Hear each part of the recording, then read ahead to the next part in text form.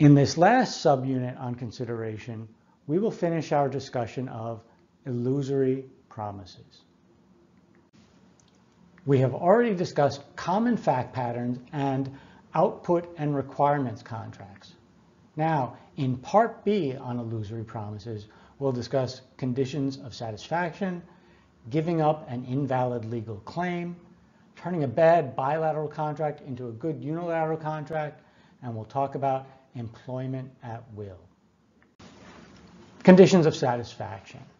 Sometimes a contract will give one party a right to refuse to perform if she is unsatisfied with the other party's work. For example, I will pay you if I am satisfied.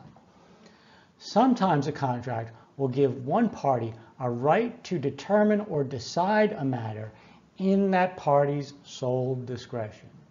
Do these clauses make the party's promises illusory? And the answer is no. Why? Because under the common law, the party must exercise this type of discretion in good faith. So there are limitations. Now, just like in the UCC, under the common law, there are two types of good faith. One is subjective good faith, and one is objective good faith. So when we're talking about conditions of satisfaction, subjective good faith means I was honestly not satisfied. When we're talking about conditions of satisfaction again, objective good faith means I was reasonably not satisfied. A reasonable person in similar circumstances would not have been satisfied.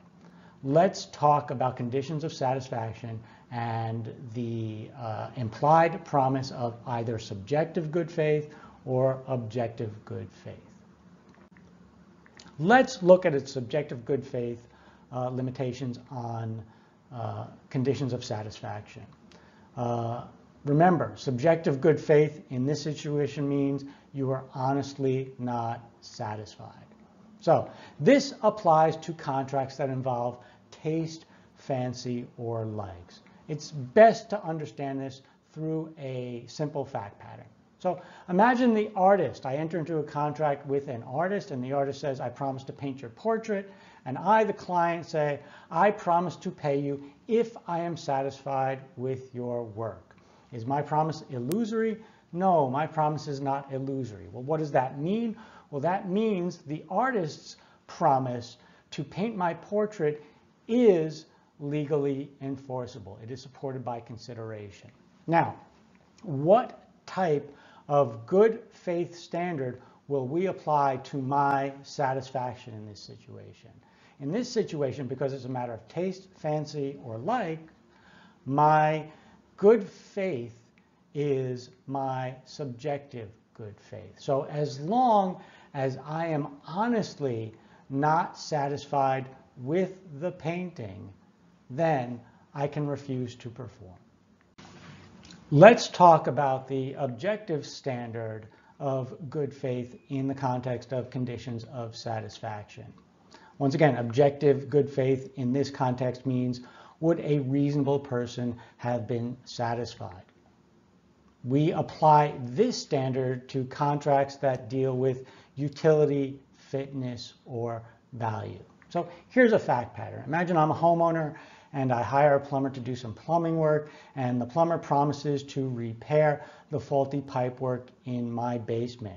In return, I promise to pay the plumber if I am satisfied. Now the question is plumber's promise legally enforceable? We have to ask what the promisee gave in return, and in this case, the promisee said, I promise to pay if I am satisfied. That's what the homeowner promised.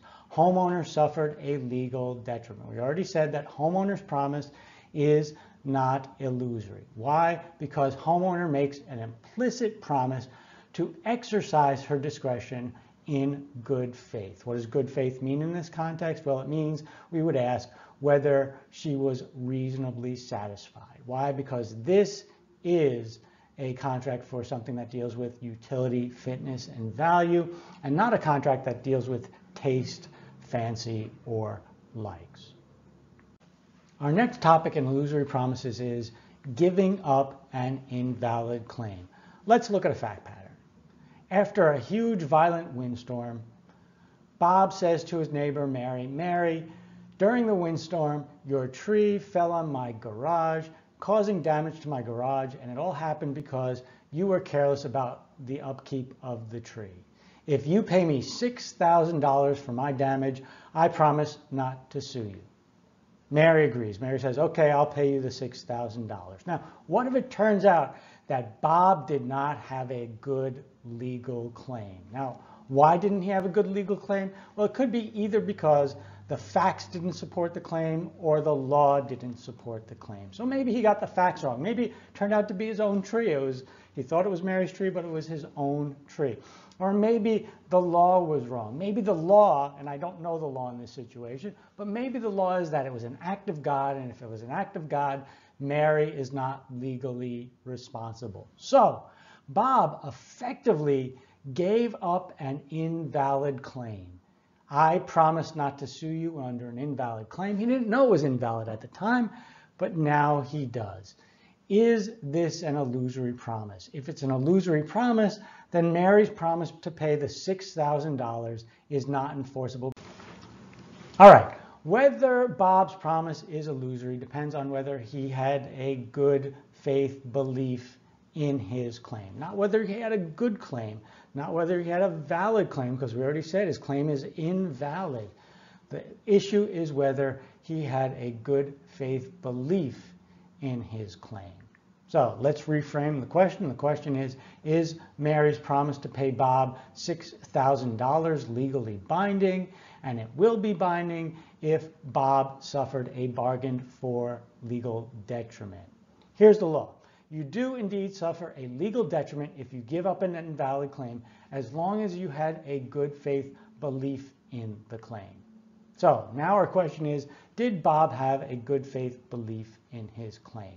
Well, we've already talked about good faith several times, and we know that good faith could have an objective element and it could have a subjective element. So subjective good faith would mean that Bob honestly believed he had a good faith. Bob honestly believed that he had a good claim. An objective good faith standard would mean that Bob reasonably believed that he had a good claim, that a reasonable person would believe that he had a good claim. So which one do we use in this situation? Well, the answer is we probably use both. Bob's promise will not be illusory. Bob will suffer a legal detriment for giving up an invalid claim only if he had an honest belief in his claim and a reasonable belief in his claim. All right, let's discuss what a court will do with a bad bilateral contract. And what I mean is a contract that is invalid, that's unenforceable because one of the promises is illusory. Let's just take a look at an example of a bad bilateral contract. Homeowner says, "I will pay you $5,000 to paint my house." House painter says, "I will paint your house if I want to." This is a bilateral contract. The question is homeowner's promise legally binding? And the answer is no. House painter's promise is illusory. So homeowner's promise to pay $5,000 is not legally binding because it's not supported by consideration. House painter did not suffer a legal detriment.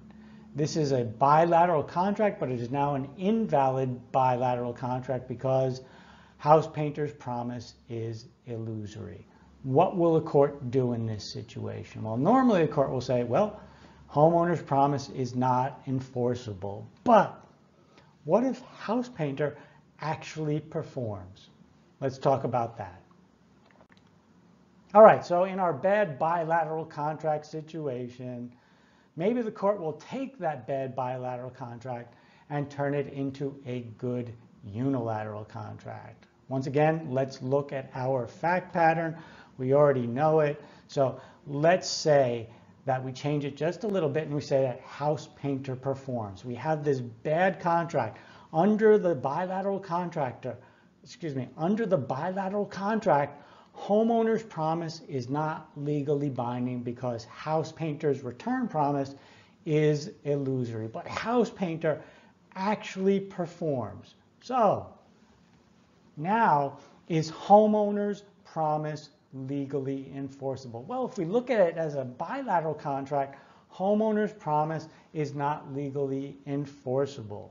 But maybe we can change, maybe the court will change this bad bilateral contract into a good unilateral contract. And I think most courts will do this. Effectively, they'll say, well, it was a bad bilateral contract, but once the party actually performed, once house painter actually performed, we change it into a good unilateral contract. We'll change homeowner's promise into, I will pay you $5,000 if you paint my house. We'll change it into a promise that is seeking performance instead of a promise that is seeking return promise. And because it was a promise seeking return performance, when the house painter actually performed, homeowner's promise became legally binding.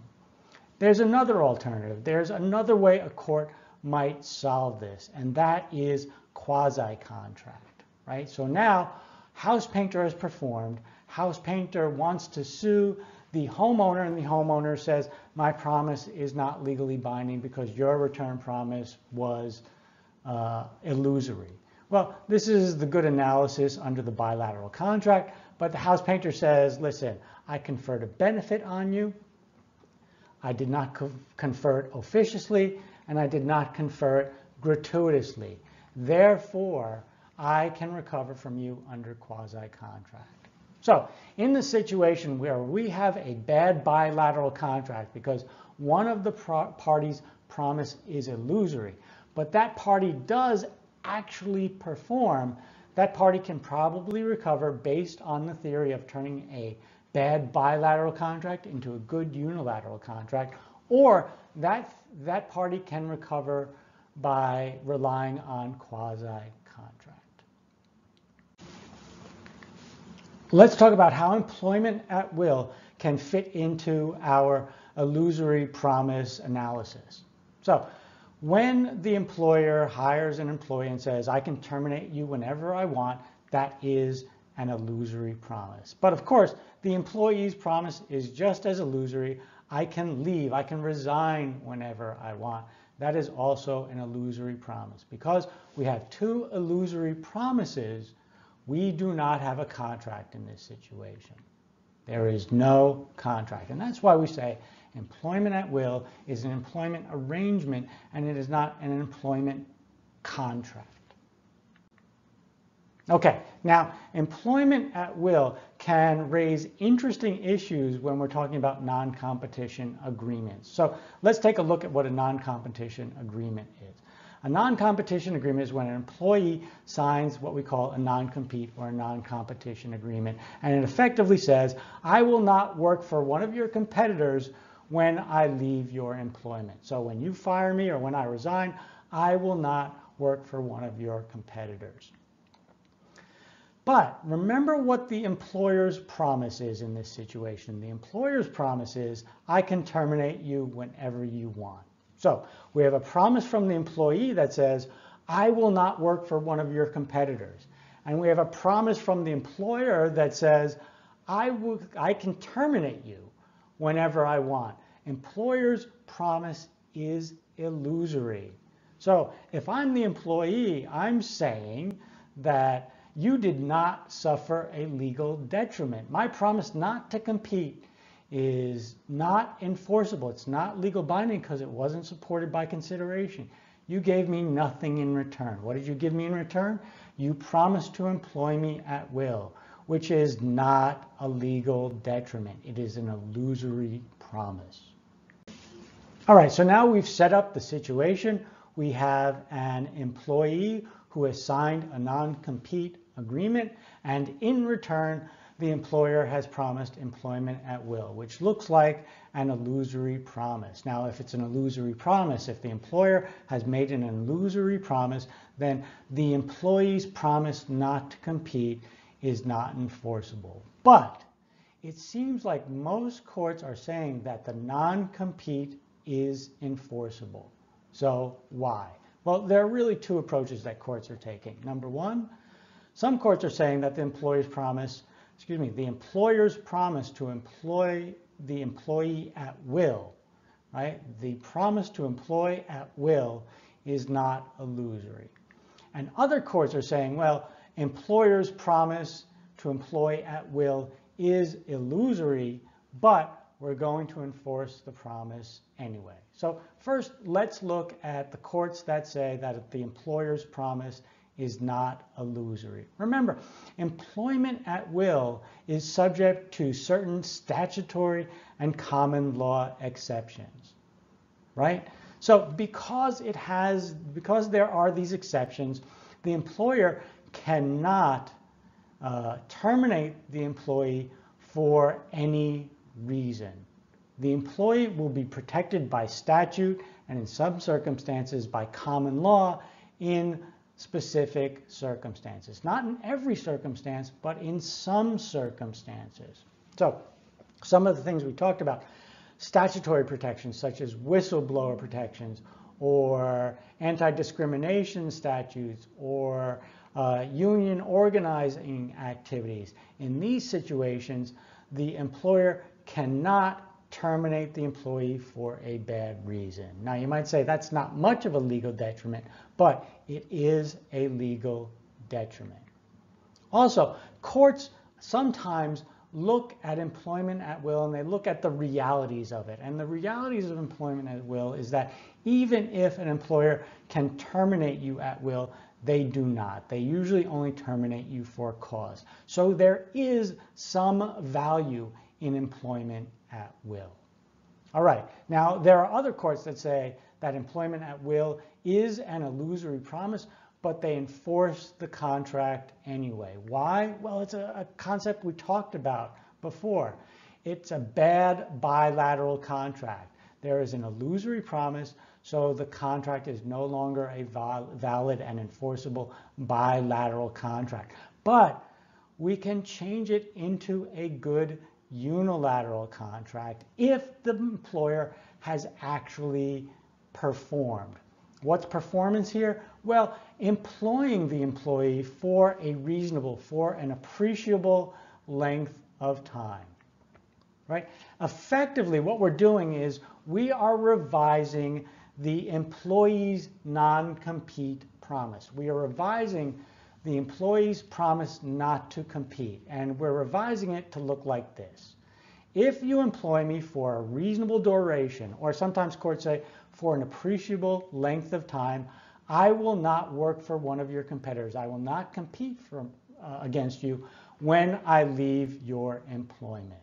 So we have changed the employee's promise. Originally, the employee's non-compete promise, it looked like it was a promise seeking return promise. But the return promise from the employer was an illusory promise. So the court revises the employee's promise and changes it into a promise seeking return performance. If you employ me for a reasonable length of time, for an appreciable duration, I will not compete with you when I leave your employment. And now we have to ask, did the employer actually employ the employee? Did the employer keep the employee at work for an appreciable length of time?